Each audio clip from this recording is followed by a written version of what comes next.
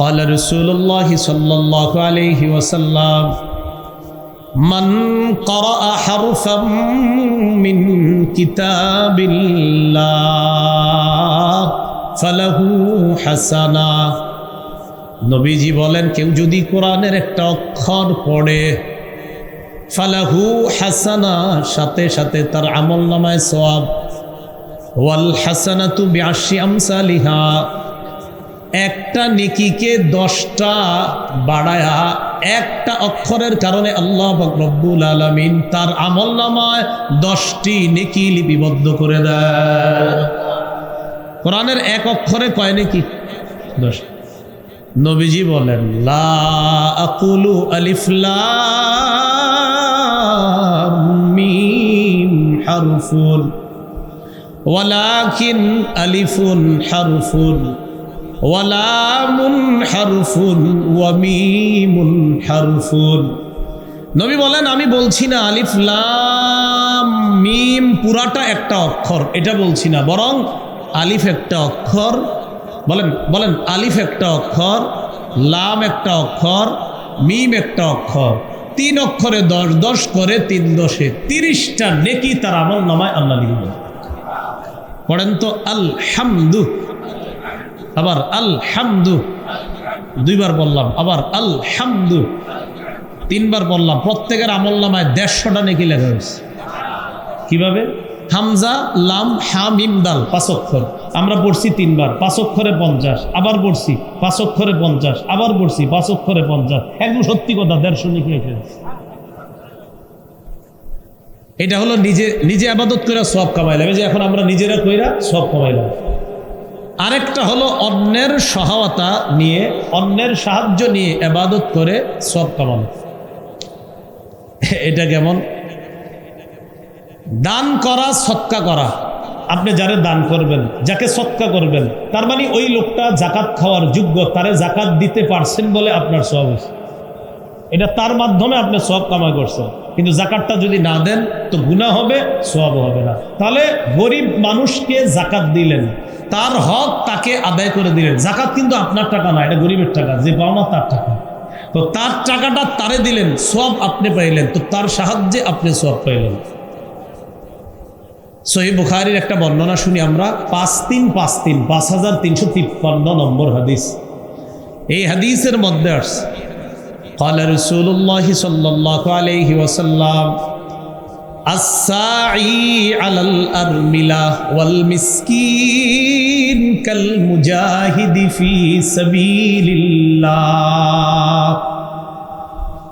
বিধবা অথবা অসহায় মিসকিন কোন দরিদ্রের সহযোগিতা করার জন্য যদি আমরা চেষ্টা চালাই, বিধবা অথবা কোনো মিসকিন অসহায়ের সহযোগিতা করার জন্য যদি আপনি চেষ্টা চালাই। অনেক প্রতিষ্ঠান আছে, দাতব্য প্রতিষ্ঠান, যেমন আপনাদের এলাকায় হয়তো আছে যুব সমাজের একটা সংগঠন, কথার কথা, বা আশেপাশে থাকতে পারে। তো এরা দেখবেন এই জাতীয় সহযোগিতাগুলো করে, বিধবা অসহায়দেরকে সহযোগিতা করে। নবী বলেন যারা বিধবা আর অসহায়দেরকে সহযোগিতা করার চেষ্টা চালায়, সহযোগিতা তাদের কাছে পৌঁছায় দেয়, কাল মুজাহিদি ফি সাবিলিল্লাহ, এই ব্যক্তি কেমন যেন আল্লাহর রাস্তায় মুজাহিদ জিহাদ করলে যেই সওয়াব, আল্লাহ তাকে সেই পরিমাণ সওয়াব দেন। তাহলে এটা অন্যের সহায়তা, তাদের মাধ্যমে আমি সওয়াব কামাই করি। নবী বলেন শুধু মুজাহিদ না, আবিল কাইমিল লাইল আস-সাইমিন নাহার, সারা রাত দাঁড়িয়ে নফল নামাজ পড়লে যেই সওয়াব, অথবা সারাদিন রোজা রাখলে যেই সওয়াব, অথবা আল্লাহর রাস্তায় জিহাদ করলে যেই সওয়াব, বিধবা অসহায়দেরকে সাহায্য পৌঁছায়া দিলে আল্লাহ সেই সওয়াব দেন। এবার একটু প্রশ্ন করি, বলেন উপকারিতা লাভ করার দিক থেকে ইবাদত কয় প্রকার?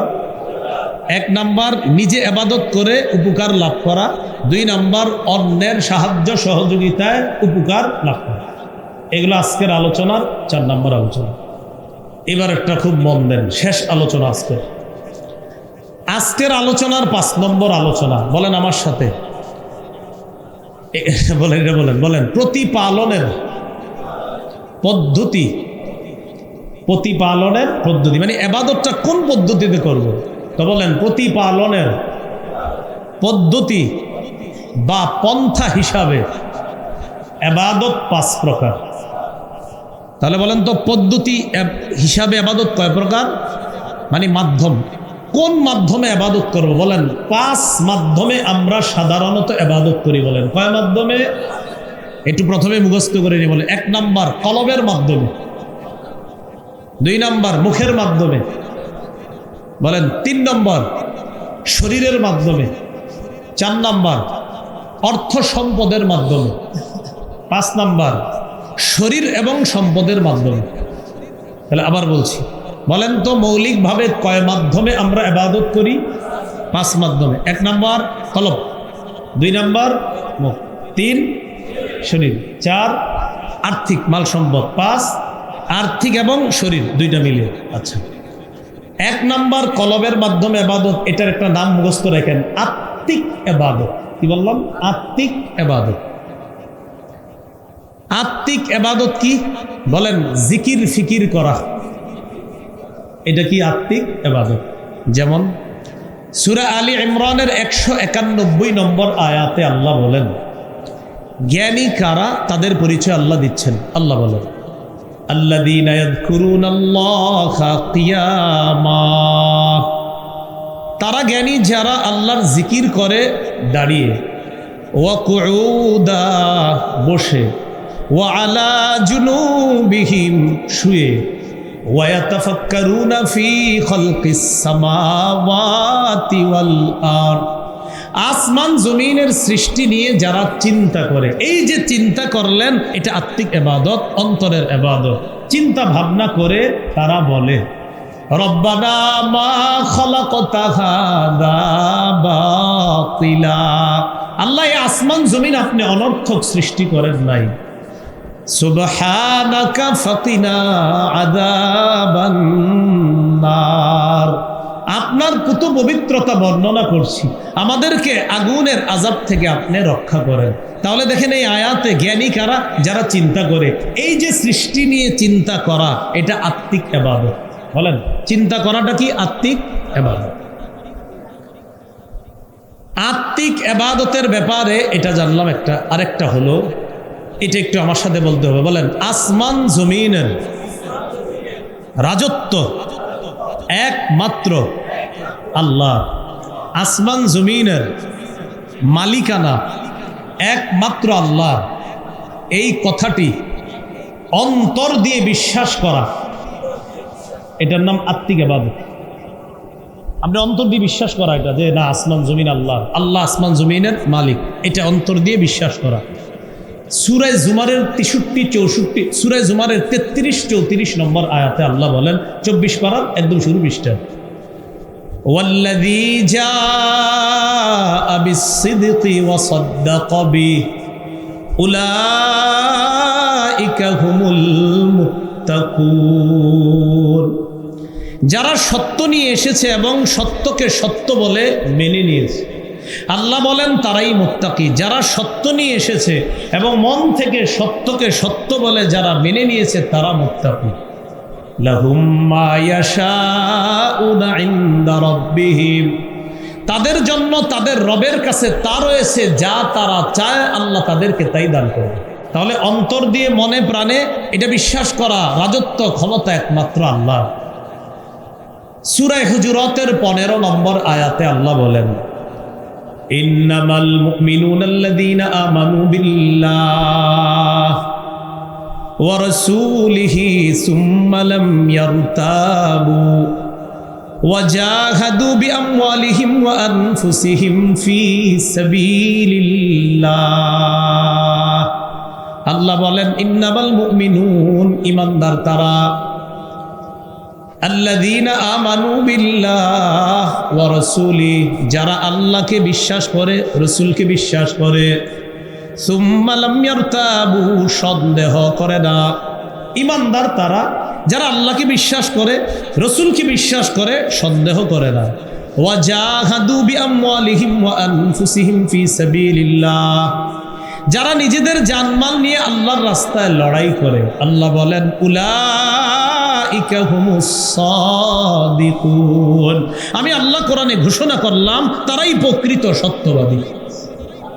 তাহলে মন থেকে বিশ্বাস করা আল্লাহকে, রসুলকে, মনে কোনো সন্দেহ না রাখা, আত্মিক ইবাদত, কলবের ইবাদত।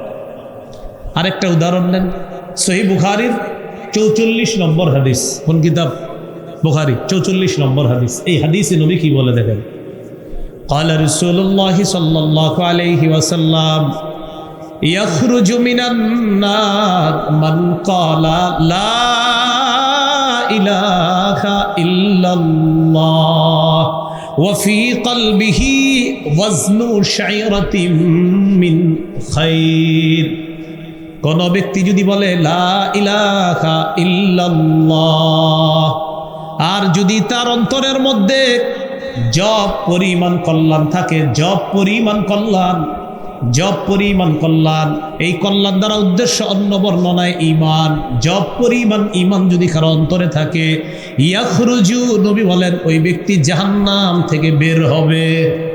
ইয়াখরুজু, বের হবে, মান, ওই ব্যক্তি, কালা, যে বলে লা ইলাহা ইল্লাল্লাহ, আল্লাহ ছাড়া কোনো ইলাহ নাই, আর তার কলবে যদি জব পরিমাণ কল্যাণ থাকে, ঈমান থাকে, সে একদিন জাহান্নাম থেকে বের হয়ে যাবে। কোথায় থাকে? কলবে। কোথায় ঈমানটা থাকবে? কলবে। এরপরে কি বলে দেখেন, ওয়ায়াখরুজু মিনান নার মান ক্বালা লা ইলাহা ইল্লাল্লাহ ওয়াফি কলবিহি ওয়াজনু শাইরাতিম মিন খাইর, বুররাতিম মিন খাইর। যে ব্যক্তি বলে লা ইলাহা ইল্লাল্লাহ, আর তার অন্তরের মধ্যে যদি গম পরিমাণ ঈমান থাকে, আগে বলছে জব, এবার বলতেছে গম পরিমাণ ঈমান যদি তার অন্তরে থাকে, ইয়াখরুজু, সে জাহান্নাম থেকে একদিন বের হয়ে যায়।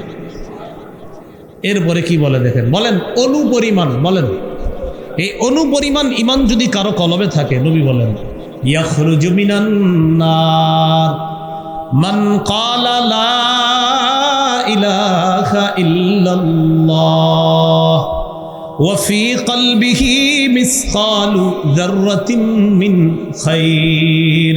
কারো অন্তরে যদি অনুপরিমাণ কল্যাণ থাকে, কল্যাণ দ্বারা উদ্দেশ্য ঈমান থাকে, আর সে যদি লা ইলাহা ইল্লাল্লাহ বলে, এই ব্যক্তিও অনুপরিমাণ খাঁটি ঈমানের কারণে ইয়াখরুজু, একদিন জাহান্নাম থেকে বের হবে। তাহলে বলেন তো কোথায় থাকতে হবে ঈমান? কলবে, সন্দেহ করা যাবে না। বলেন এটা আত্মিক ইবাদত। বলেন তো কি ইবাদত? আত্মিক ইবাদতের মধ্যে আরেকটা হলো, বলেন ইখলাস। ইখলাসটাও কি ইবাদত? আত্মিক ইবাদত বা বিশুদ্ধ নিয়ত, এটাও আত্মিক ইবাদত। সূরা আনআমের 52 নম্বর আয়াতে আল্লাহ বলেন ওয়ালা তাতরুদিল্লাযীনা ইয়াদউনা রাব্বাহুম বিল গাদাতি ওয়াল আশিয়্যি ইউরিদুনা ওয়াজহা। নবী, আপনি তাদেরকে তাড়িয়ে দিবেন না যারা তাদের রবকে সকাল সন্ধ্যায় ডাকে, রবের সন্তুষ্টি অর্জন করার জন্য দিল থেকে ইখলাসের সাথে রবকে ডাকে। হাবিব, আপনি তাদেরকে তাড়িয়ে দিবেন না। রবকে ডাকে, দিল থেকে ডাকে, ইখলাসের সাথে ডাকে, তাদেরকে আপনি তাড়িয়ে দিবেন না।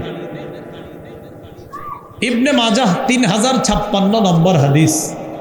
এই হাদিসের মধ্যে আসছে ক্বালা রাসূলুল্লাহ সাল্লাল্লাহু আলাইহি ওয়াসাল্লাম সালাসুন লা ইউযিল্লু আলাইহিন্না কলবু মুমিন। তিন ব্যক্তির তিনটি ব্যাপারে মুমিনের অন্তর প্রতারণা করতে পারে না। একটু বলি, আমরা মুখস্থ হয়ে যাবে। বলেন কয় ব্যাপারে মুমিনের অন্তর প্রতারণা করতে পারে না? তিন ব্যাপারে। তিনটি ব্যাপারে মুমিনের অন্তর প্রতারণা করতে পারে না। এক নাম্বার, ইখলাসুল আমালি লিল্লাহ। মুমিন যত আমল করবে সব ইখলাসের সাথে করবে। এই ইখলাসের সাথে আমল করার ক্ষেত্রে মুমিনের অন্তর প্রতারণা করতে পারে না। দুই নাম্বার, ওয়ান নাসিহাতু লিউলাতিল মুসলিমিনা। দুই নাম্বার, মুসলিম শাসকদেরকে উপদেশ দেওয়ার ক্ষেত্রে মুমিনের অন্তর প্রতারণা করতে পারে না। মুসলিম শাসকদেরকে উপদেশ দেওয়ার ক্ষেত্রে, মুসলিম শাসক ভুল করতেছে, তার ভুল ধরিয়ে দেওয়া, তাকে উপদেশ দেওয়ার ক্ষেত্রে মুমিনের অন্তর প্রতারণা করতে পারে না। তিন নাম্বার, ওয়ালুজুমু জামাআতিহিম। মুমিন জামাতবদ্ধ থাকার ক্ষেত্রে তার অন্তর প্রতারণা করতে পারে না। দেখেন, তিনটার মধ্যে একটা হলো ইখলাসের সাথে আমল করার ক্ষেত্রে মুমিনের অন্তর প্রতারণা করে না। আল্লাহ আমাদের সকলকে আত্মিক ইবাদত তথা ইখলাস বা বিশুদ্ধ নিয়ত আমরা যেন আরো মজবুতভাবে অন্তরে ধারণ করতে পারি, আল্লাহ তৌফিক দান করেন। এই হলো আত্মিক ইবাদত। সহিহ বুখারীর বর্ণনা ৭৫০১ নম্বর হাদিস। এই হাদিসটি হাদিসে কুদসি। একটু মন দিয়ে শুনেন আল্লাহ কি বলে। قال رسول الله صلى الله عليه وسلم قال الله عز وجل في الحديث القدسي আল্লাহ হাদিসে কুদসির মধ্যে বলেন, ইদা আরাদা আবদি আন ইয়া'মালা সাইয়্যাতান ফালা তাকতুবুহা আলাইহি হাত্তা ইয়া'মালাহা। আল্লাহ বলেন, আমার বান্দা যখন কোনো গুনাহের ইচ্ছা করে, ও ফেরেশতারা, গুনাহটা না করা পর্যন্ত তার গুনাহ লিখবা না। সুবহানাল্লাহ। আল্লাহ বলেন, আমার বান্দা যখন কোনো গুনাহের ইচ্ছা করে, গুনাহটা না করা পর্যন্ত তার গুনাহ লিখবা না। ফাইন আমিলাহা ফাকতুবুহা বিমিসলিহা। আমার বান্দা যদি গুনাহটা করেই ফেলে, তাহলে একটা গুনাহ করলে একটা গুনাহ লিখবা। আমার বান্দা যদি গুনাহ করার নিয়ত করার পর গুনাহটা করে ফেলে, তো এক গুনাহ একটা লিখবা। একটু বুঝছেন না আপনারা সবাই? গুনাহের নিয়ত করছে, এখনো করি নাই গুনাহ, আল্লাহ বলে গুনাহ লিখো না। গুনাহটা করে ফেলছি, বাস একটা গুনাহ করলে একটা গুনাহ। এবার কি বলে দেখেন, ইন তারাকাহা মিন আজলি। বান্দা গুনাহের সামনে গেছে, যাওয়ার পর মনে পড়ছেন, না আমি করবো না গুনাহটা, আমার আল্লাহরে আমি খুশি করবো। এই আল্লাহরে খুশি করার জন্য গুনাহটা পরিত্যাগ করছে, গুনাহটা ছেড়ে দিছে। আল্লাহ বলেন, গুনাহ যেহেতু আমার জন্য ছেড়ে দিয়েছে, ফাকতুবুহা লাহু হাসানা। তার এই ছেড়ে দেওয়ার মানসিকতার কারণে তার আমলনামায় একটা নেকি লিপিবদ্ধ করে দিয়েছে। এবার কি বলে দেখেন, ওয়াইদা আরাদা আন ইয়া'মালা হাসানাতান। আমার বান্দা যদি কোনো নেক কাজ করার নিয়ত করে, ফালাম ইয়া'মালহা, এখনো কাজটা করে নাই। আপনারা নিয়ত করেছেন এই মাহফিলে আসবেন, আসলে নিয়ত করছেন মন থেকে, কিন্তু কোনো কারণে অনেকে আসতে পারে নাই। আসতে যারা পারে নাই কিন্তু নিয়ত করছে, আল্লাহ বলেন ফাকতুবুহা লাহু হাসানা। নিয়ত তো করছে, তার পরিপূর্ণ নিয়ত ছিল, হঠাৎ তার আম্মা অসুস্থ হয়েছে, হসপিটালে নিয়ে গেছে, তাই আসতে পারে নাই। যাক, নিয়ত তো করছে, খাঁটি নিয়ত, তার আমলনামায় একটা সওয়াব লেখা দেয়।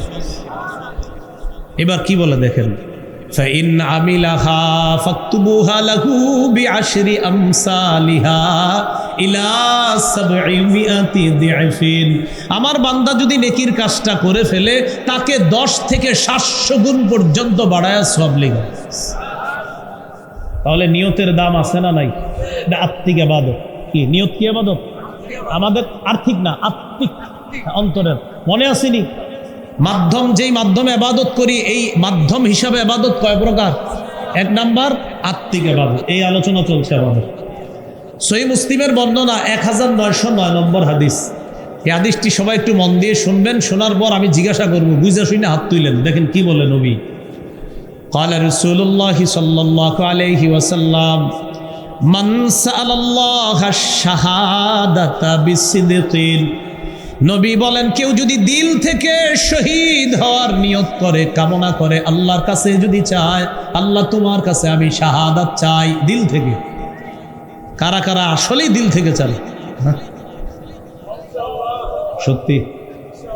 হ্যাঁ, আমার আগে নাগেশের পিসা হুজুর বলছে না, ফিলিস্তিনের পক্ষে কারা কারা, তখন তো আপনারা সবাই জোর দিয়ে বলছেন। এখন কিন্তু এইভাবে আস্তে আস্তে টেনশনে পড়ে গেছে, আসলেই কি নিয়ত আছে? নবী বলেন, কেউ যদি সত্যিকার অর্থে দিল থেকে শাহাদাতের নিয়ত করে, বাল্লাগাহুল্লাহু মানাজিলাশ শুহাদা ওয়া ইন মাতা আলা ফিরাশিহি।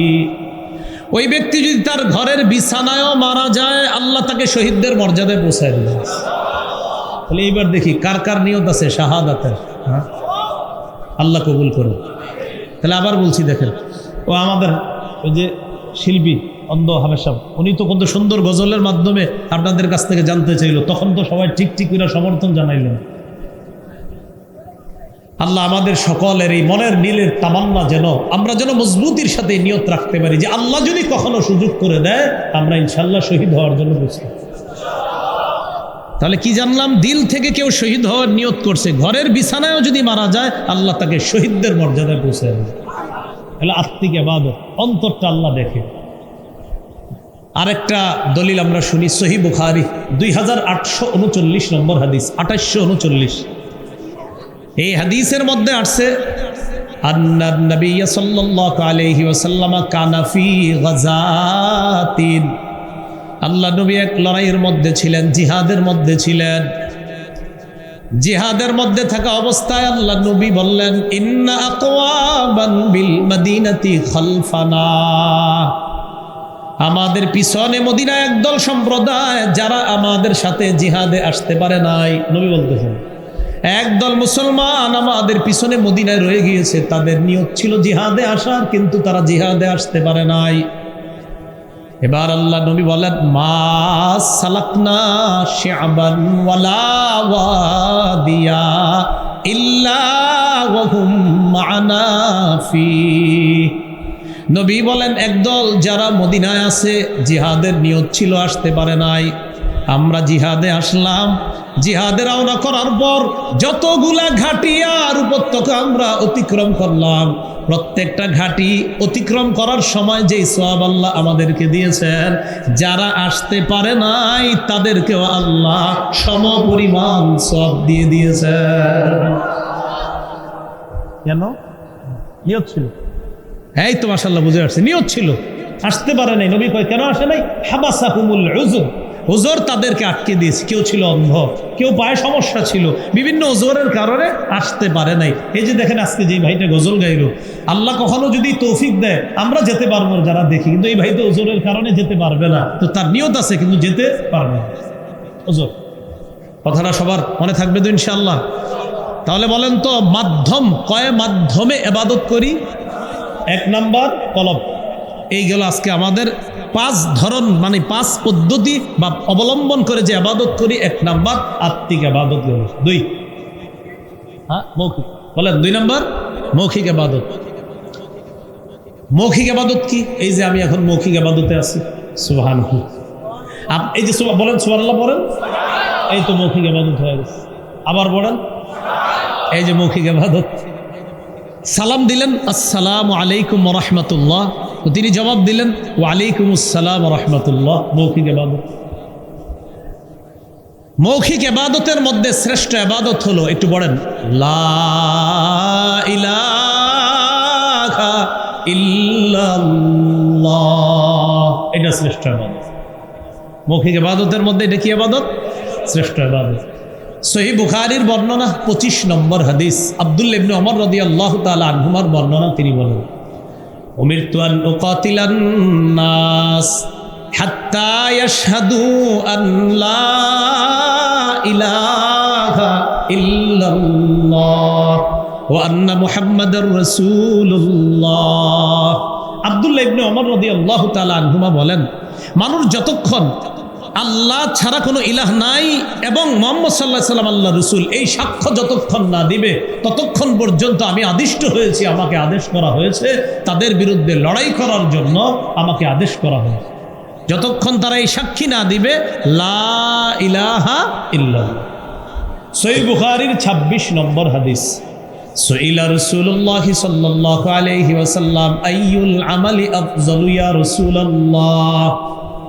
আল্লাহ নবীর কাছে জানতে চাওয়া হলো কোন আমল সবচেয়ে শ্রেষ্ঠ। নবীজি জবাব দিলেন, ঈমানুন বিল্লাহি ওয়া রাসূলি।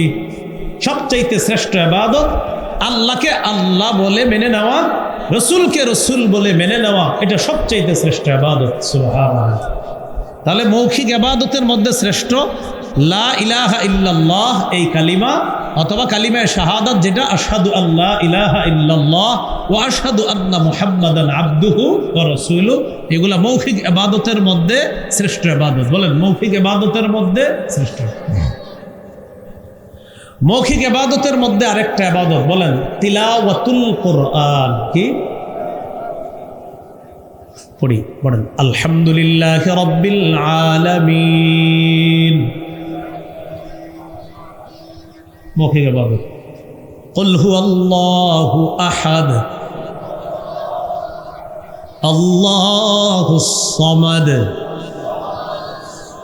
লাম ইয়ালিদ ওয়া লাম ইউলাদ ওয়া লাম ইয়াকুল লাহু কুফুয়ান আহাদ।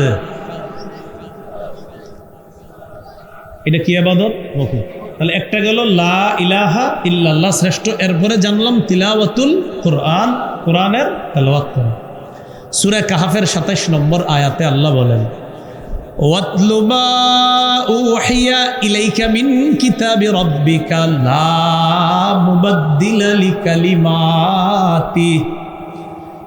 আপনার রবের পক্ষ থেকে কিতাবের যা ওহী হিসাবে আপনার কাছে পাঠানো হয় আপনি তা তেলাওয়াত করেন। লা মুবাদদিলা লিকালিমাতি, আল্লাহর কথাকে পরিবর্তন করার মতো কেউ নাই, হাবিব আপনি তেলাওয়াত করেন। তেলাওয়াত এটা মৌখিক ইবাদত। সহিহ বুখারীর বর্ণনা ৫০১১ নম্বর হাদিস। এই হাদিসের মধ্যে আসছে বারা ইবনে আজিব রাদিয়াল্লাহু তাআলা আনহুর বর্ণনা। তিনি বলেন কানা রাজুলুন ইয়াকরাউ সূরাতাল কাহফ, এক ব্যক্তি সূরা কাহফ তেলাওয়াত করতেছিল। বলি তো কোন সূরা? সূরা কাহফ। এক ব্যক্তি সূরা কাহফ তেলাওয়াত করতেছিল। তো সূরা কাহফ তেলাওয়াত করার সময় ওয়া ইলা জানিবিহি হিসানুন মারবুতুন বিশাতানাইন, তার কাছেই তার ঘোড়াটা দুইটা রশি দিয়ে বাঁধা ছিল। ফাতাগাশাতহু সাহাবা, ইতিমধ্যে আকাশের মেঘ আইসা তাকে ছায়া দিল তার ঘোড়াকে। ফাজাআলাত তাদনু ওয়া তাদনু, মেঘের ওই জিনিসটা, বাদলটা, মেঘটা খালি কাছে আসতেছে, ক্রমেই খালি নিকটে আসতেছে। এক ব্যক্তি সূরা কাহফ তেলাওয়াত করতেছিলেন, মেঘ আইসা তার ঘোড়াকে ছায়া দিতেছিল। এই মেঘ যত তেলাওয়াত করে ততই নিচের দিকে আসতেছিল। ফাজাআলা ফারাসুহু ইয়ানফিরু, হঠাৎ তার ঘোড়াটা লাফালাফি শুরু করছে। ঘোড়া কি শুরু করছে? লাফালাফি। তিনি তেলাওয়াত বন্ধ করে দিলেন। ফালাম্মা আসবাহা আতান নবিয়্য সাল্লাল্লাহু আলাইহি ওয়াসাল্লাম, সকাল হলো, নবীর কাছে আসলেন। আসার পর ফাযাকারা যালিকা লা, আল্লাহর নবীকে ব্যাপারটা জানাইলেন। فقال رسول الله صلى الله عليه وسلم تلك السكينة تتنزلت بالقرآن, এটা যা দেখছো এটা প্রশান্তি, কোরআনের কারণে এই প্রশান্তি এসে গিয়েছে আর তোমার ঘোড়াকে ছায়া দিয়েছে।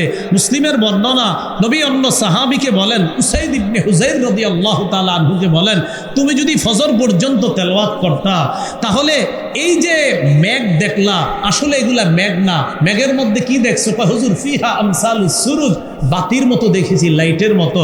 নবীজি বলেন ওই যে বাতি বাতি তোমার কাছে মনে হয়েছে, তারপর আমি তেলাওয়াত বন্ধ করে দিয়েছি, এটা আস্তে আবার উপরের দিকে উঠে গিয়েছে। আল্লাহ নবী বলেন হা, তুমি যদি ফজর পর্যন্ত তেলাওয়াত করতা, এরা অবস্থান করত এই মেঘের মধ্যে, যে তুমি আলো দেখেছো, তুমি বাতিগুলা দেখেছো, এগুলা হলো আল্লাহর ফেরেশতা। এই ফেরেশতারা প্রশান্তি নিয়ে এসেছে তোমার কোরআন তেলাওয়াত শোনা। তুমি যদি ফজর পর্যন্ত তেলাওয়াত করতা তাহলে মুসল্লি যারা নামাজে যাইতো তারাও তাদেরকে দেখতে পেত। এই হলো, বলেন মৌখিক ইবাদতের মধ্যে একটা কি? কোরআন তেলাওয়াত করা। বলেন সবাই বলেন কি করা? কোরআন তেলাওয়াত। আচ্ছা, এবার আরেকটা মৌখিক ইবাদত একটু বলি, দোয়া করা। কি করা? দোয়া করা। চুপে চুপে বিনীত হয়ে আল্লাহর কাছে বেশি বেশি দোয়া করা। কি বললাম? চুপি সারে বিনীত ভাবে আল্লাহর কাছে বেশি বেশি দোয়া করা। সূরা আরাফের ৫৫ নম্বর আয়াতে আল্লাহ বলেন উদউ রাব্বাকুম তাদাররুআন ওয়া খুফিয়া, তোমরা তোমাদের রবকে ডাকো, তাদাররুআ বিনীত ভাবে, ওয়া খুফিয়া চুপি সারে তোমাদের রবকে ডাকো। জাকারিয়া নবী আল্লাহকে চুপি সারে ডেকেছেন, আল্লাহ এত পছন্দ করছে, তার ডাকাকে আল্লাহ আমাদেরকে জানিয়ে দিলেন। আর তার এই আহ্বানের কথা কোরআনের আয়াত নাজিল করে আল্লাহ এই উম্মতকে জানালেন। সূরা মারিয়ামের ৩ নম্বর আয়াতে আল্লাহ বলেন ইয নাদা রাব্বাহু নিদাআন খাফিয়া, জাকারিয়া নবী যখন তার রবকে চুপে সারে ডাকলেন। মুফাসসিরিনে কেরাম বলেন জাকারিয়া নবী রবকে চুপি সারে কেন ডাকছেন? আমি আরবিটা বলবো, বাংলাটা সবাই মিলে অনুবাদ করব, বলেন ইনশাআল্লাহ। আগে আরবিটা বলি, দেখেন কি কয় মুফাসসিরিনে কেরাম। ইন্নামা আখফাহু লিআন্নাহু আহাব্বু ইলাল্লাহ। একটু বলেন, জাকারিয়া নবী চুপিসারে আল্লাহকে ডাকার কারণ হলো এই, চুপিসারে আল্লাহকে ডাকা আল্লাহর কাছে অধিক পছন্দনীয় ইবাদত। চুপে চুপে আল্লাহর কাছে দোয়া করা এটা আল্লাহর কাছে বেশি প্রিয়, তাই জাকারিয়া নবী চুপে চুপে আল্লাহকে ডাকছে। এই জন্য আপনারা এখানে তো দোয়া করেন, এটা ঠিক আছে, চুপে চুপে একটু দোয়া করবেন, বলেন ইনশাআল্লাহ। চুপে চুপে দোয়া করবো তো ইনশাআল্লাহ, একটু চুপে চুপে আমরা দোয়া করবো। সহিহ মুসলিমের একটা হাদিস শুনেন, ক্বালা রাসূলুল্লাহ সাল্লাল্লাহু আলাইহি ওয়াসাল্লাম ইরবাউ আলা আনফুসিকুম, নবী বলেন তোমরা তোমাদের নিজেদের প্রতি সদয় হও। আল্লাহকে চুপে চুপে তোমরা ডাকবা, আস্তে আস্তে বিনীতভাবে ডাকবা।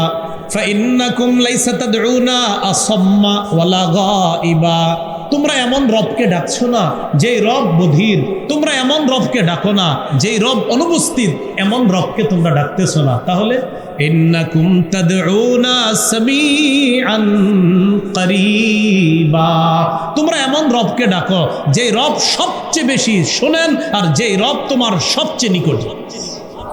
ওহুয়া মাআকুম, তিনি তোমাদের সাথে আছেন। সাহাবায়ে কেরাম নবীরে প্রশ্ন করলেন, লাম্মা সাআলু রাসূলুল্লাহি সাল্লাল্লাহু আলাইহি ওয়াসাল্লাম ফাকালু আকরিবুন রাব্বুনা ফানুনাজিহি আম বাঈদুন ফানুনাদি। সাহাবায়ে কেরাম নবীর কাছে জানতে চাইলেন, ওগো আল্লাহর নবী, আমাদের রব কি আমাদের কাছে যে তাকে আস্তে আস্তে ডাকবো, নাকি আমাদের থেকে দূরে যে তাকে জোরে জোরে ডাকবো? আবার বলছি, সাহাবায়ে কেরাম নবীর কাছে প্রশ্ন করলেন, আমাদের রব কি কাছে যে তাকে আস্তে আস্তে ডাকবো, আমাদের রব কি দূরে যে তাকে জোরে জোরে ডাকবো? এই কথা সাহাবারা নবীর জিজ্ঞাসা করলেন। আল্লাহ এই কথার জবাবে সূরা বাকারার 186 নম্বর আয়াত নাজিল করে দিয়েছে।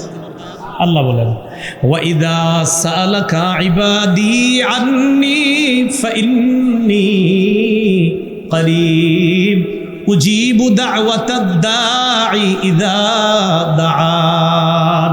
আমার বান্দারা যখন আপনাকে আমার ব্যাপারে জিজ্ঞাসা করে, আপনি বলবেন আমি আল্লাহ তাদের অতি নিকটে। উজিবু দাওয়াতাদ দাঈ ইযা দাআন, আহ্বানকারীর আহ্বানে আমি সাড়া দেই। সুবহানাল্লাহ, আহ্বানকারীর আহ্বানে আমি সাড়া দেই। ফাল্যাস্তাজিবু লি, অতএব বলেন, অতএব তারাও যেন আমার ডাকে সাড়া দেয়। আল্লাহ বলেন আহ্বানকারীর ডাকে আমি সাড়া দিই, অতএব তারাও যেন আমার ডাকে সাড়া দেয়। তা আমরা তো দেই না, 5 ওয়াক্ত নামাজে তো সাড়া দিই না। আল্লাহ আমাদের সকলকে বেশি বেশি যেন দোয়া করতে পারি আল্লাহর কাছে, আল্লাহ তৌফিক দান করুন। বলেন তো মাধ্যম হিসাবে ইবাদত কয় প্রকার? 2 নম্বর মৌখিক, 2 নম্বর মৌখিক ইবাদতের 1 নম্বর শ্রেষ্ঠ ইবাদত মাশাআল্লাহ লা ইলাহা ইল্লাল্লাহ, 2 নম্বর কোরআন তেলাওয়াত, 3 নম্বর দোয়া করা। মাশাআল্লাহ, কি করা? বিনীত হয়ে চুপিসারে বেশি বেশি দোয়া করা। 4 বলেন চুপে চুপে জিকির করা। খালি কিন্তু বাচ্চা বের হইতেছে প্রকারের, এই জন্য আমি বলছি কলম খাতা থাকলে এগুলো লিখে রাখলে আরো সুন্দর হইতো। আপনারা যারা ওরা তো রেকর্ডিং করছে ওদের আলোচনা, আর এরাও এক মুশকিল, পুরো আলোচনা ছাড়বে না, দিবে খালি এই ছোট্ট ছোট্ট। পুরাটা দিলে যদি আপনারা লিখে ফেলেন, আর লিখলে তো আপনি শুনবেন না, এই টেনশনে এরা দেন না পুরাটা। হ্যাঁ, পুরাটা যদি দেন তো আপনারা তো লিখে ফেলবেন পুরাটা, তাহলে বলবে আর তো দেখবেন, এই জন্য এরা দেয় না আমার মনে হয়। 2 একজন কইতেছে আর বাকিরা দেয় না, এই জন্য কয় না। আচ্ছা আচ্ছা,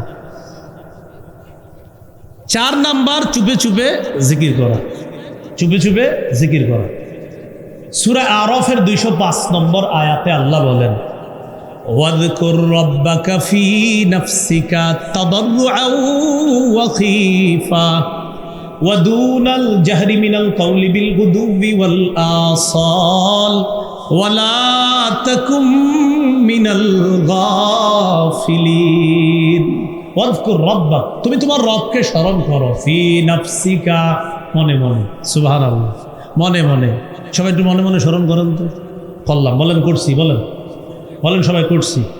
হাদিসে কুদসির মধ্যে আল্লাহ বলেন, ইদা যাকারানি ফি নাফসিহি, আমার বান্দা যদি মনে মনে স্মরণ করে, যাকারতুহু ফি নাফসি, আমিও তাকে মনে মনে স্মরণ করি।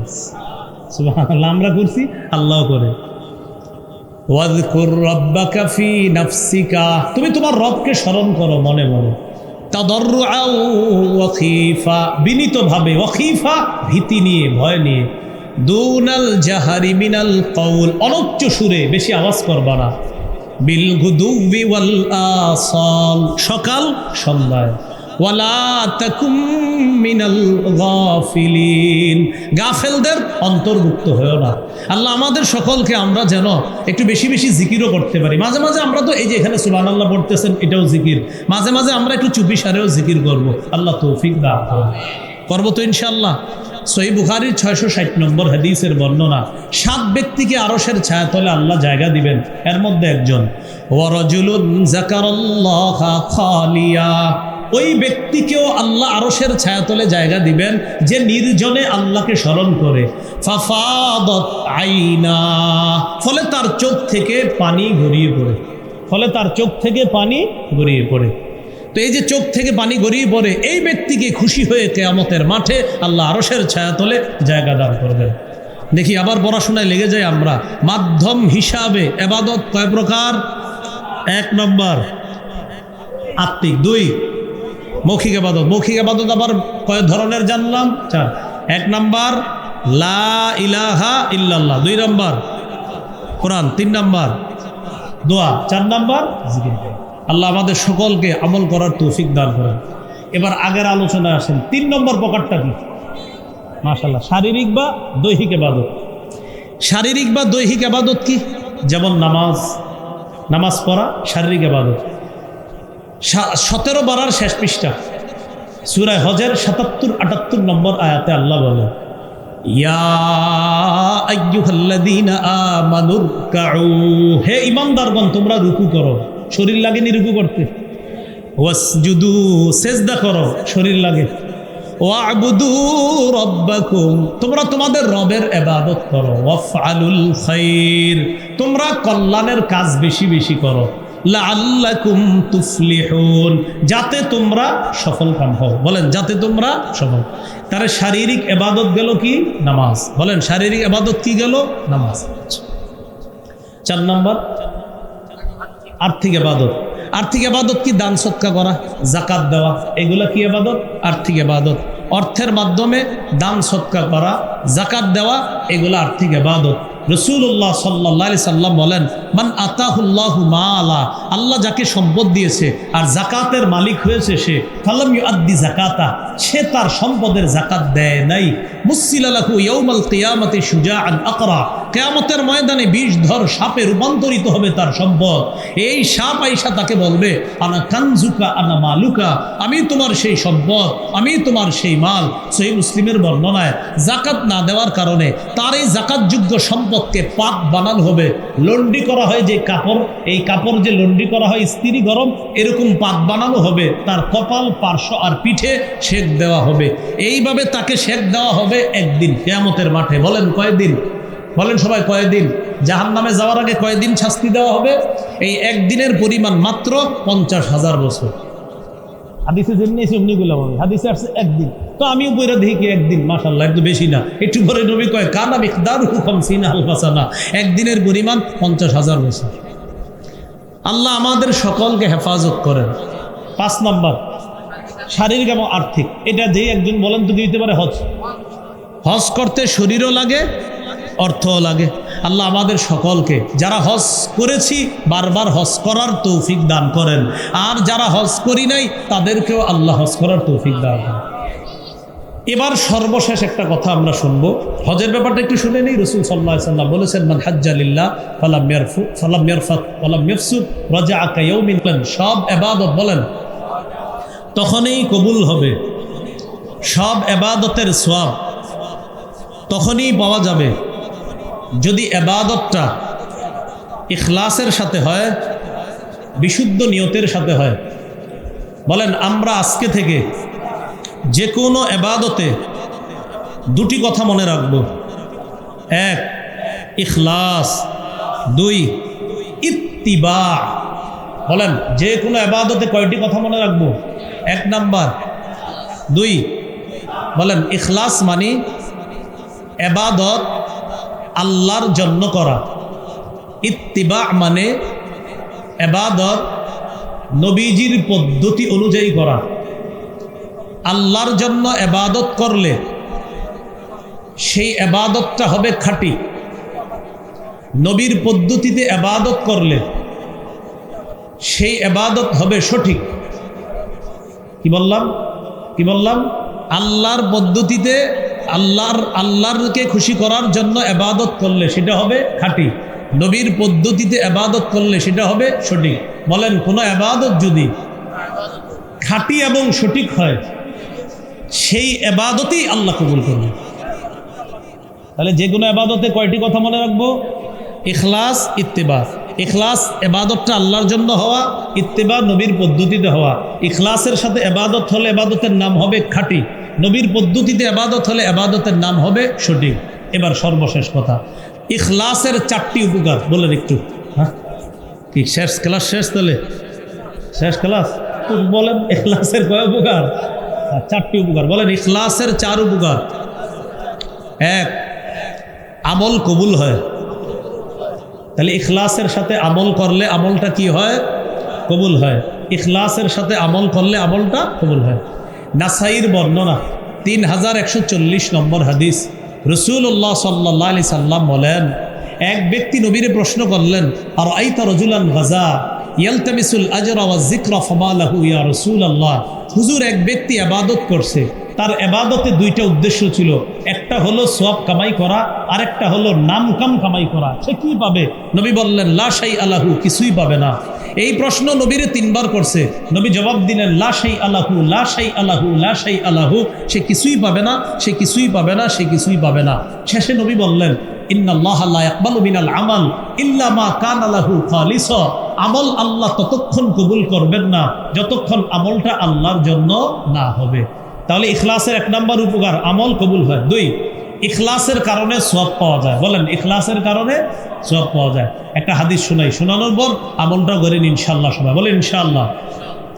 সহিহ বুখারীর বর্ণনা 56 নম্বর হাদিস। এই হাদিসের মধ্যে আসছে, সাদ ইবনে আবি ওয়াক্কাস রাদিয়াল্লাহু তাআলা আনহুকে আল্লাহর রাসূল বলেন, ইন্নাকা লান তুনফিকা নাফাকাতান তাবতাগী বিহা ওয়াজহাল্লাহ। তুমি আল্লাহর সন্তুষ্টির জন্য যখনই কিছু দান করবা, ইল্লা উজিরতা আলাইহা, সাথে সাথে তোমাকে সওয়াব দেওয়া হবে। এবার কি করে দেখেন, হাত্তা মা তাজআলু ফি ফামি ইমরাতিক, এমনকি তোমার বিবির মুখেও যদি তুমি কিছু উঠায়া দাও, আর নিয়ত যদি থাকে আল্লাহরে খুশি করা, এই বিবির মুখে 1 লোকমা খাবার দেওয়ার কারণেও তোমাকে সওয়াব দেওয়া হবে। হাত্তা মা তাজআলু ফি ফামি ইমরাতিক, বিবির মুখে আপনি 1 লোকমা খাবার তুলে দিলেন, এটা যদি নিয়ত করেন সওয়াবের নিয়ত, তা আল্লাহ আপনার আমল নামায় প্রতিদান দান করবেন। এমন মানুষ আছেন 20 বছর মনে হয় আমল করেন না, বিবির মুখে খাবার দেওয়া, কথার কথা। তো এটা কিন্তু অনেক দামি কাজ। এগুলো 2 নাম্বার, সব পাওয়া যায় ইখলাসের কারণে। ইখলাসের 3 নাম্বার উপকার একটু আমার সাথে বলি। বলেন, ইখলাসের কারণে ছোট কাজও বড় হয়ে যায়। ইখলাস না থাকার কারণে বড় আমলও ছোট হয়ে যায়। তাহলে 3 নাম্বার, ইখলাসের কারণে ছোট আমল বড় হয়ে যায়, আবার বড় আমল ছোট হয়ে যায় ইখলাস না থাকলে। একটা কিতাব আছে জামিউল উলুমি ওয়াল হিকাম, ইবনে রজব হাম্বলির লেখা, 1 নম্বর খণ্ড 13 নম্বর পৃষ্ঠা। আব্দুল্লাহ ইবনে মুবারক রাহমাতুল্লাহি আলাইহি বলেন, রুব্বা আমালিন সগীরিন তুআজ্জিবুহু নিয়্যা। কোন ছোট আমলকে নিয়ত বড় বানায়া দেয়। সুবহানাল্লাহ। কোন ছোট আমলকে বিশুদ্ধ নিয়ত, ইখলাস বড় বানায়া দেয়। অরুব্বা আমালিন কাবীরিন তুসাগগিরুহু নিয়্যা, অনেক বড় বড় আমলকে নিয়ত অশুদ্ধ হওয়ার কারণে, ইখলাস না থাকার কারণে এই আমলটা ছোট বানায়া দেয়। আল্লাহ আমাদেরকে, আমরা যেন ছোট ছোট কাজগুলো ইখলাসের সাথে করে আল্লাহর কাছে বড় হিসাবে উপস্থাপন করতে পারি ইনশাআল্লাহ। এগুলো 3 নাম্বার। ইখলাসের 4 নাম্বার উপকারিতা, বলেন, পাপ মোচন হয়। সহিহ বুখারী 3467 নম্বর হাদিস। এই হাদিসটি আপনারা সবাই ছোটবেলা থেকে শুনছেন, আজকে একবার শুনেন। সবাই গল্প আকারে বা ঘটনার মাধ্যমে শুনছেন, আজকে হাদিসটি শুনেন। এক মহিলা কুকুরে পানি পান করা মাপ পায়া গেছে, শুনছেন না? হ্যাঁ, সহিহ বুখারীর 3467 নম্বর হাদিস। সহিহ মুসলিমের বর্ণনায় আছে 2245 নম্বর হাদিস। আমাদের মাদ্রাসার পাঠ্যপুস্তক অনুসারে লম্বা হাদিস সেখানে আছে। তো বুখারীর হলো 3467 নম্বর হাদিস। এই হাদিসে আসছে, বাইনামা কালবুন ইউতিফু বিরাকিয়া, একটা কুকুর কূপের পাশে ঘুরতেছে, পানির কূপের পাশে ঘুরতেছে। এটা বুখারীর বর্ণনা। আর মুসলিমের বর্ণনা, আন্না ইমরাআতান বাগিয়ান রাআত কালবান তুতিফু, একটা কুকুরকে একজন ব্যভিচারিণী নারী দেখলো, একটা কুকুর, যে কুকুরটা ইউতিফু, কুকুরটা খালি চারপাশে ঘুরতেছে, কূপের চারপাশে ঘুরতেছে। তো ঘুরতে দেখা ফানাজাত মুকাহা, ওই যে ব্যভিচারিণী নারী তার মৌজাটা খুলছে। আর বুখারীর বর্ণনা ফারাআতহু বাগিয়ুম মিন বাগায়া বনি ইসরাইল, বনি ইসরাইলের একজন ব্যভিচারিণী নারী এই কুকুরটাকে দেখছে, দেখা মায়া লাগছে। মায়া লাগার পর দিল থেকে একটা কাজ করছে, নাজাআত মুজাহা, মৌজাটা খুলছে। খোলার পর পানি দিয়ে মৌজাটা ভিজাইছে। ভিজানোর পর ওই মৌজার মধ্যে যতটুকু পানি আসে, অনেক পানি কিন্তু আসে, এই মৌজা দিয়ে আপনার কি করছে, পানি উঠায় সাকাত কুকুরে পানি পান করেছে। ফাগফিরা লাহা, ইখলাস হলা ইবাদতের কারণে, আমলের কারণে আল্লাহ তার অতীতের সব গুনাহ মাফ করে দিয়েছে। তাহলে ইখলাসের 4টা উপকার জানলাম। 1 নাম্বার কবুল হয়, 2 সওয়াব পাওয়া যায়, 3 ছোট আমলও ইখলাসের কারণে বড় হয়ে যায়, 4 নাম্বার ইখলাসের কারণে পাপ মোচন হয়। তাহলে যে কোনো ইবাদতে ইখলাস থাকা আর হলে ইত্তিবা থাকা, নবীর পদ্ধতি সুন্নাহ থাকা, সেটা সুন্নাহের আলাদা আলোচনা। এবার টোটালটা একসাথে বলি, মন দিয়ে শুনেন। সূরা জারিয়াতের 56 নম্বর আয়াত থেকে আলোচনা শুরু করেছিলাম, ওয়ামা খালাকতুল জিন্না ওয়াল ইনসা ইল্লা লিয়াবুদুন, জিন ইনসানকে ইবাদতের জন্য বানিয়েছি। ইবাদতের আবিধানিক অর্থ জানলাম, পারিভাষিক অর্থ জানলাম। 2 নম্বর আলোচনায় আমরা জেনেছি কোরআনে মৌলিকভাবে দাসত্বের 2টি প্রকার জেনেছি, একটা সাধারণ দাসত্ব আর একটা বিশেষ দাসত্ব। 3 নাম্বার হাদিসে ইবাদতের প্রয়োগ জেনেছি আমরা, যে বিভিন্ন হাদিসে ইবাদতের কিভাবে প্রয়োগ করা হয়েছে এটা জানলাম। 4 নাম্বার আমরা জেনেছিলাম উপকার পাওয়ার ক্ষেত্রে ইবাদত 2 প্রকার, একটা হলো নিজে ইবাদত করে উপকার লাভ করা, 2 নাম্বার অন্যের সাহায্য সহায়তায় ইবাদত করে উপকার লাভ করা। 5 নাম্বার আলোচনা, যেটা আমাদের আজকে সবচেয়ে গুরুত্বপূর্ণ আলোচনা ছিল, সেটা হলো কয় মাধ্যমে আমরা ইবাদত করি। মাধ্যম হিসাবে ইবাদত ছিল 5 প্রকার। 1 নাম্বার ছিল আত্মিক ইবাদত, যে ইবাদতের সম্পর্ক কলবের সাথে। 2 নাম্বার ছিল মৌখিক ইবাদত, মুখের সাথে।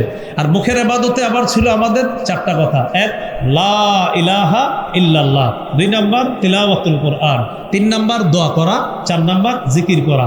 এটা গেল আমাদের 2য় প্রকার। আর 3য় প্রকার ছিল দৈহিক ইবাদত, শারীরিক ইবাদত, যেমন নামাজ পড়া। 4 নাম্বার প্রকার ছিল আর্থিক ইবাদত, যাকাত দেওয়া, সদকা করা। 5 নাম্বার ছিল আর্থিক এবং শারীরিক ইবাদত, হজ করা। সবগুলোর শেষে একটা সারনির্যাস জানছি, সব ইবাদতে ইখলাস থাকা। হুজুর ইখলাসের কি উপকার? 4টা উপকার জানছি। ইখলাসের সাথে করার কারণে আমল কবুল হয়, ইখলাসের সাথে করার কারণে সওয়াব পাওয়া যায়, ইখলাসের সাথে করার কারণে ছোট কাজও বড় হয়ে যায়, ইখলাসের সাথে করার কারণে পাপ মোচন হয়। ইখলাসের পাশাপাশি আরেকটা জেনেছি, শুধু ইখলাস হলেই হবে না, ইত্তিবা থাকতে হবে। প্রতিটা আমল ইখলাসের সাথে করতে হবে, প্রতিটা ইবাদত ইখলাসের সাথে করতে হবে, সাথে সাথে নবীর শিখানো পদ্ধতি অনুযায়ী করতে হবে। যদি করতে পারি তাহলে ইবাদতের নাম হবে খাঁটি এবং বিশুদ্ধ। খাঁটি আর বিশুদ্ধ ইবাদত যদি আল্লাহর কাছে পেশ করতে পারি, আল্লাহ কবুল করবেন, সওয়াব দান করবেন। আল্লাহ আমাদের সকলকে যে কথাগুলো শুনলাম বললাম, আমরা সবাই যেন এইভাবে কিছু কিছু তো মনে থাকবে আপনাদের, তো অন্যদেরকেও পৌঁছায় দিবেন। চাই স্টলে বৈশা পরস্পরে আলোচনা করবেন, একজন আরেকজনের সাথে মুজাকারা করবেন। আল্লাহ আমাদের সকলকে কবুল করেন। একটা ঘোষণা দেওয়ার জন্য বলা হয়েছে, মিম্বরের আমানত যাদের লাগবে আমার সংকলন করা, এটা আপনারা সবাই সংগ্রহ করবেন। আমি আপনাদেরকে বলবো একটু পড়েন, ঘরে সাজানোর জন্য না, পড়বেন নিয়ে। প্রথম খণ্ডে সন্তানের 64টি অধিকার, প্রথম খণ্ডে স্বামী স্ত্রী 2 জন করে মুখস্থ করে হলেন প্রথম খণ্ডটা। 2য় খণ্ডে শিরিক, বেদাত, কুফর, তাওহীদ। 3য় খণ্ডে হালাল হারাম, সুদ সম্পর্কে লম্বা আলোচনা। 4র্থ খণ্ডের আলোচনা হলো স্বামীর 24টি অধিকার, স্ত্রীর 19টি অধিকার। 5ম খণ্ড মার্কেটে এসে গেছে, ওরা আনে নাই আজকে, ওরা এখানে নিয়ে এসেছে 4 খণ্ড। মার্কেটে 5ম খণ্ডও পাওয়া যায়, 6ষ্ঠ খণ্ডও বাংলা বাজার পাবেন। 5ম খণ্ডের আলোচনা ইসলামের প্রথম ভিত্তি নিয়ে, 6ষ্ঠ খণ্ডের আলোচনা ইসলামের 2য় ভিত্তি নিয়ে। তো এগুলো অনলাইনে পাওয়া যায়, যারা এখান থেকে সংগ্রহ করতে পারবেন, গাড়ির কাজ না ভাইয়া সংগ্রহ করেন। আর যারা অনলাইন থেকে সংগ্রহ করতে চান, ওখান থেকে সংগ্রহ করেন। আখির দাওয়ানা আলহামদুলিল্লাহ।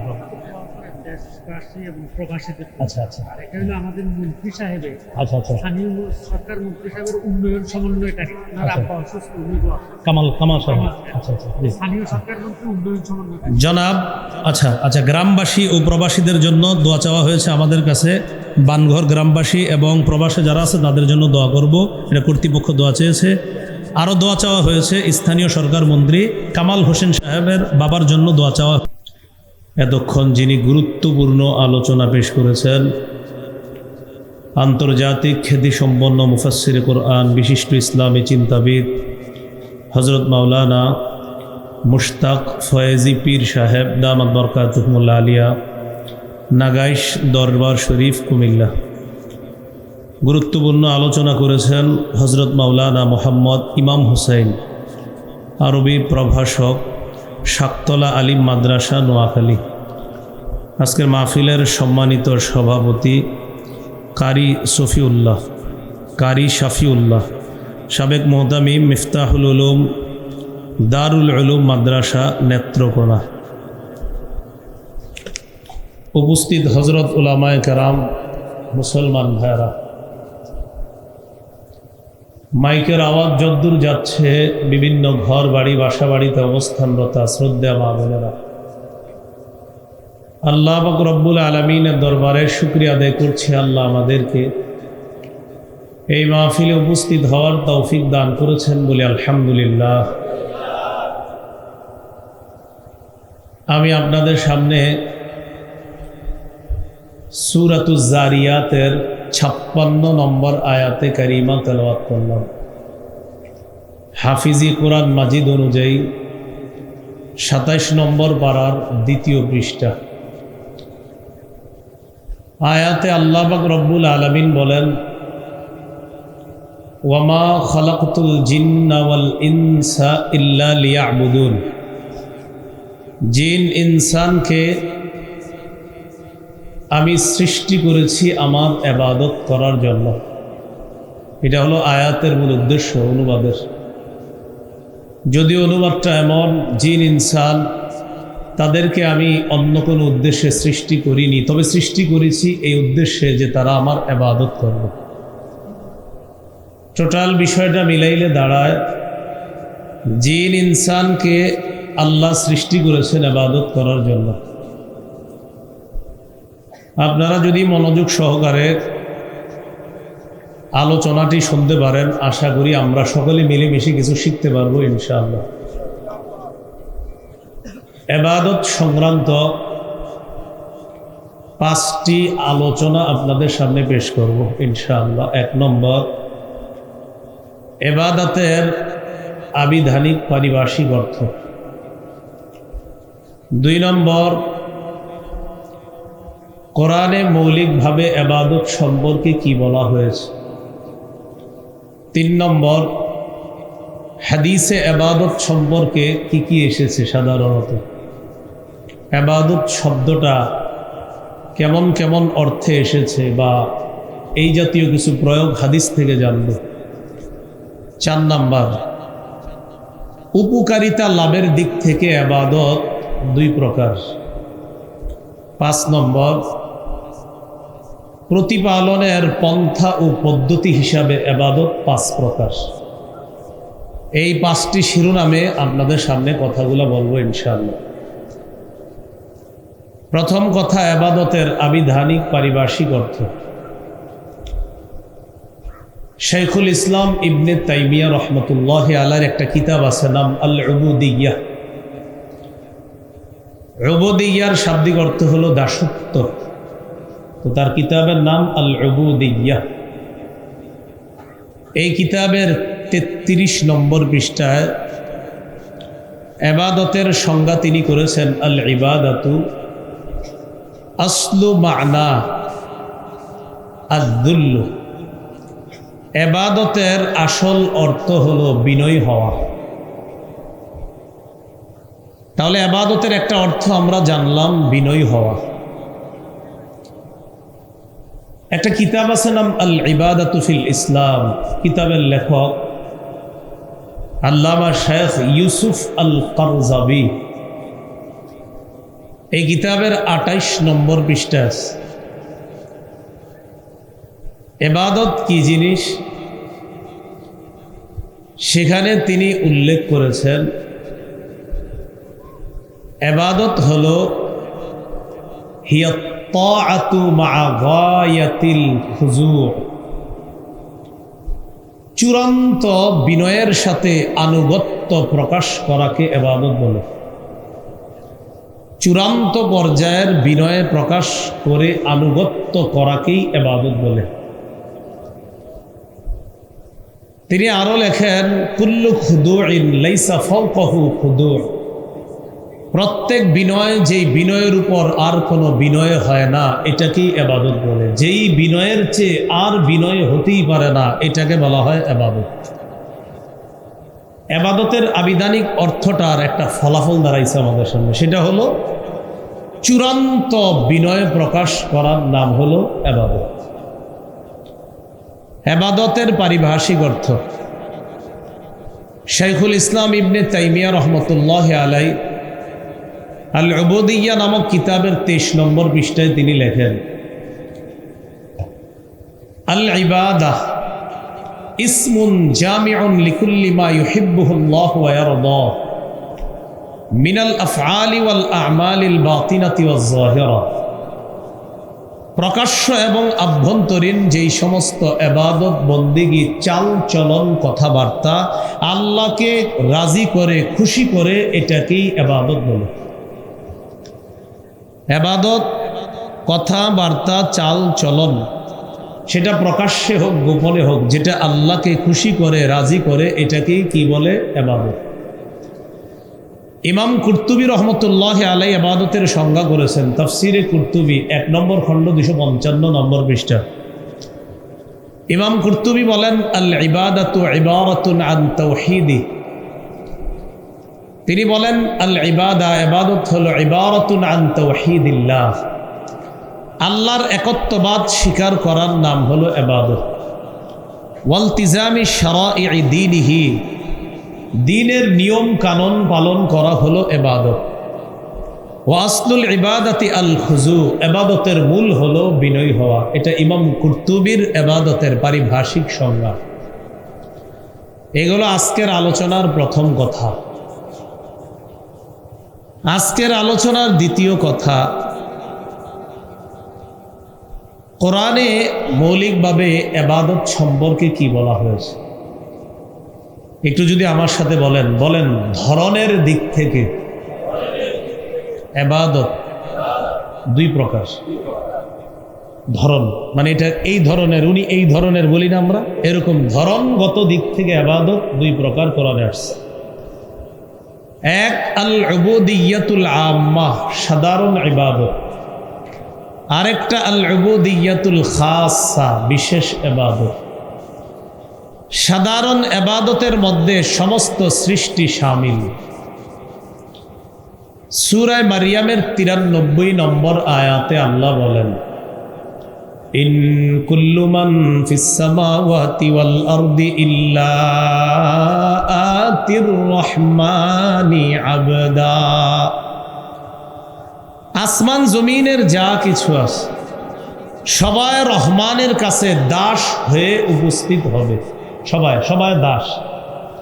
তাহলে আল্লাহর রাজত্ব আর বরত্বের দাসত্ব এটা সবাই একদিন স্বীকার করবে। যদিও দুনিয়াতে অনেকে মানে না, কিন্তু আসলে তারাও কিন্তু আল্লাহর রিজিক খেয়ে দুনিয়াতে বাঁচতেছে, আল্লাহর বাতাস ভোগ করতেছে। যারা আল্লাহরে বিশ্বাস করে না তারাও, কিন্তু কিয়ামতের ময়দানে সবাই স্বীকার করবে আল্লাহ যে, কিন্তু লাভ হবে না সবারটা, শুধু ইমানদারদেরটা লাভ হবে, বেঈমানরা স্বীকার করেও কোনো লাভ হবে না কিয়ামতের মাঠে।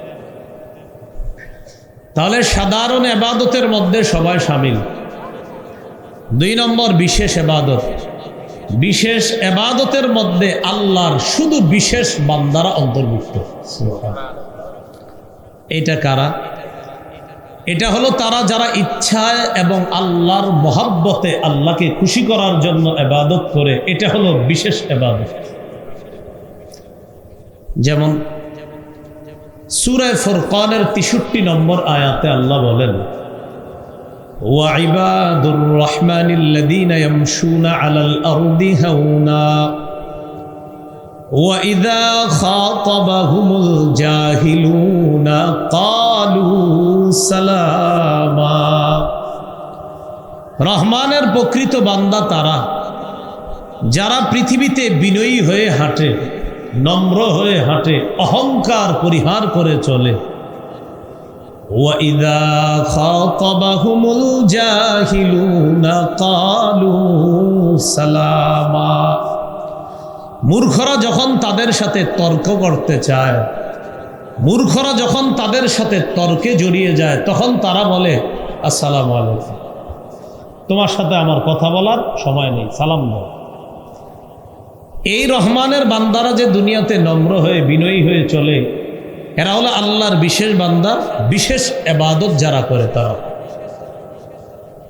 সূরা জুমারের 17-18 নম্বর আয়াতে আল্লাহ বলেন, ফাবাশশির ইবাদিল্লাযীনা ইসতামিউনাল কাওলা ফায়াত্তাবিউনা আহসানা। নবী, আপনি আমার বান্দাদেরকে সুসংবাদ দেন। আমার বিশেষ বান্দা কারা? আল্লাযীনা ইসতামিউনাল কাওলা ফায়াত্তাবিউনা আহসানা, যারা কথা মনোযোগ দিয়ে শুনে আর কথার মধ্যে সবচেয়ে উত্তম যেই কথাগুলো সেগুলোর অনুসরণ করে তাদের জীবন তারা পরিচালিত। এরা হলো আল্লাহর বিশেষ বান্দা। আল্লাহ আমাদের সকলকে, এখানে যারা আছে, আমরা যেন আল্লাহর বিশেষ বান্দাদের অন্তর্ভুক্ত হয়ে দুনিয়া থেকে বিদায় নিয়ে বিশেষ বান্দাদের অন্তর্ভুক্ত হয়ে জান্নাতি হতে পারি। আল্লাহ তৌফিক দান করেন। এ হলো ধরনের দিক থেকে কোরআনে মৌলিকভাবে দুই প্রকার ইবাদত বা দাসত্ব পেয়ে গেলাম, একটা সাধারণ দাসত্ব আর একটা বিশেষ দাসত্ব। সাধারণ দাসত্বে সবাই শামিল, বিশেষ দাসত্বে বিশেষ বান্দারা অন্তর্ভুক্ত। আজকের আলোচনার 3 নম্বর আলোচনা, হাদিসে ইবাদতের কিছু ব্যবহার আমরা দেখে নিই। আবু দাউদ হাদিস নম্বর 1479 নম্বর হাদিস, 1479 নম্বর হাদিস। এই হাদিসের বর্ণনাকারী নুমান ইবনে বশীর রাদিয়াল্লাহু তাআলা আনহু, তিনি বলেন, আনিন নুমান ইবনে বশীর রাদিয়াল্লাহু তাআলা আনহু قال قال رسول الله صلى الله عليه وسلم الدعاء هو العبادة। নুমান ইবনে বশীর রাদিয়াল্লাহু তাআলা আনহু বলেন, রাসূলুল্লাহ সাল্লাল্লাহু আলাইহি সাল্লাম বলেছেন, দোয়া করাটাই ইবাদত। সুবহানাল্লাহ। বলেন, দোয়া করাটাই কি? ইবাদত। তাহলে হাদিসে ইবাদতের একটা ব্যবহার পেলাম আমরা, যে নবী বলছে আদ-দুআউ হুয়াল ইবাদাহ, দোয়াটাই ইবাদত।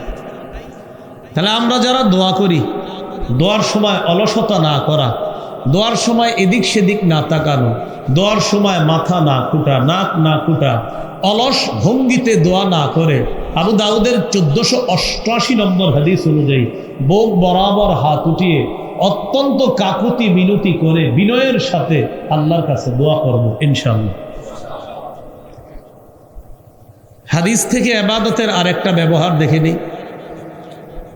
তিরমিজির বর্ণনা 2201 নম্বর হাদিস, সহিহ মুসলিমে হাদিসটা। এই হাদিসের বর্ণনাকারী রাসূলের সাহাবী মাকিল ইবনে ইয়াসার রাদিয়াল্লাহু তাআলা, তিনি বলেন, قال رسول الله صلى الله عليه وسلم العبادة في الهرج كهجرة إلي। রাসূলুল্লাহ সাল্লাল্লাহু আলাইহি সাল্লাম বলেন, কলহ বিপর্যয়ের সময়, ফিতনা ফাসাদের সময় ইবাদত করা আমি নবীর কাছে হিজরত করার সমতুল্য।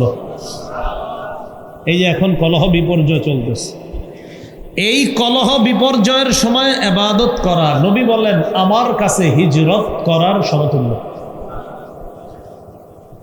ইবাদতের আরেকটা ব্যবহার দেখি। হাদিসের কিতাব মুসনাদে আহমদ 6895 নম্বর হাদিস। এই হাদিসের বর্ণনাকারী আব্দুল্লাহ ইবনে আমর ইবনুল আস রাদিয়াল্লাহু তাআলা আনহুমা। এই হাদিসের মধ্যে আছে, قال رسول الله صلى الله عليه وسلم إن العبد إذا كان على طريقة حسنة من العبادة ثم مرض قيل للملك المؤكل به اكتب له بمثل عمله إذا كان طليقا।